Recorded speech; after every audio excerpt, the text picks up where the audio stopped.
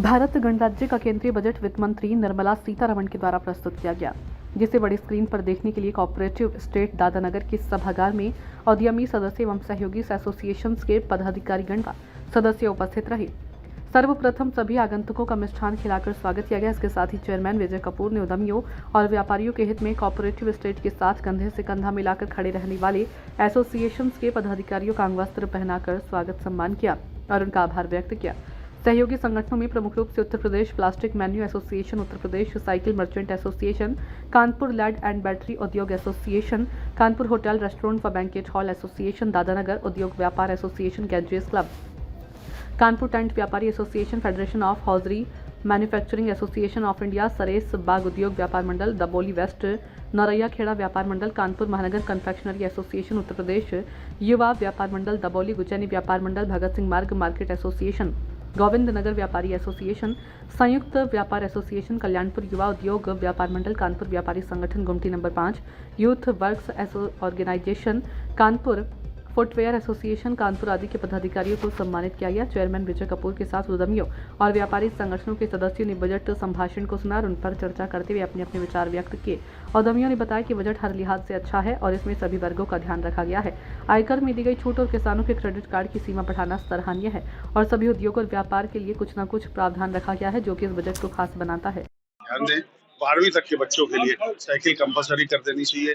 मेरा सरकार से अनुरोध है आपके माध्यम से कि साइकिल उद्योग पर विशेष ध्यान दें और 12वीं तक के बच्चों तक के लिए साइकिल कंपलसरी कर देनी चाहिए, जिससे कि देश का ईंधन भी बचेगा और बच्चों का मनोबल भी बढ़ेगा, बच्चों में ताकत भी आएगी, बच्चे स्वस्थ भी रहेंगे और देश का भी विकास होगा।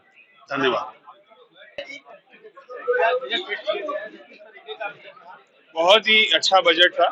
सबसे अच्छी बात ये थी कि हम व्यापारियों के लिए 10 लाख का टीसीएस कर दिया गया, छूट दे दी गई 10 लाख और 12 लाख तक इनकम टैक्स हम लोग को माफ कर दिया गया, जो हम सभी के लिए बहुत बड़ी खुशखबरी है।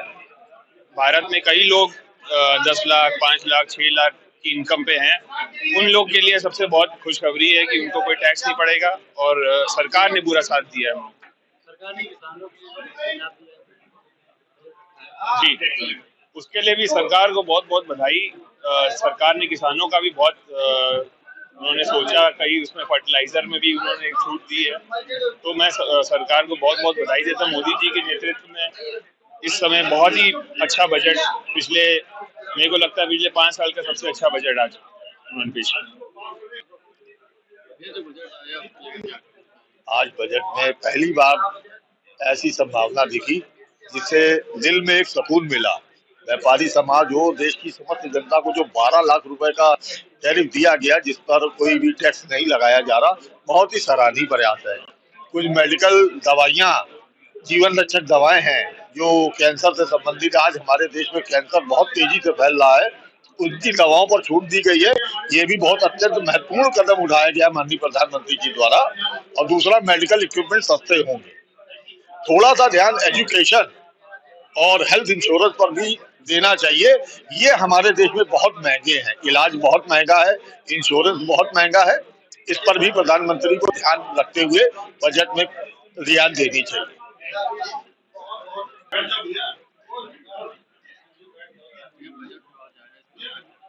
मैं कानपुर कपड़ा कमेटी की ओर से इस बजट का बहुत बहुत स्वागत करता हूँ, क्योंकि ये गवर्नमेंट ने व्यापारियों के हितों में ध्यान रखते हुए ये बजट बनाया है। जैसे कि टीडीएस अभी कम अमाउंट पर काटना पड़ता था, उसको अधिक अमाउंट में काटना पड़ेगा। टीसीएस की सीमा 7 लाख से बढ़ा करके 10 लाख कर दी गई है, उससे व्यापारी को हित रहेगा। और जो टैक्स की स्लैब 12 लाख कर दिया है, ये सबसे बड़े आम जनता एवं व्यापारियों के लिए हितधारक है।